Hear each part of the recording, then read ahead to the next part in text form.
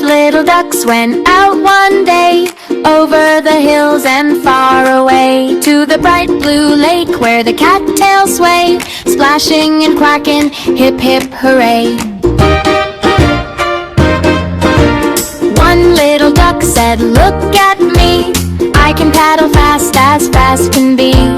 She splashed in circles, 1, 2, 3, making tiny waves in the shiny blue sea. Two little ducks found fish to spy, silver and shiny swimming by.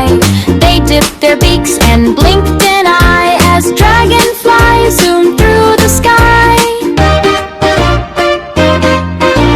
3 little ducks went splash, splash, splash, jumping in puddles with a dash. They flapped their wings with a joyful flash, making the water sparkle and splash. 4 little ducks felt brave and bold, exploring reeds of green and gold.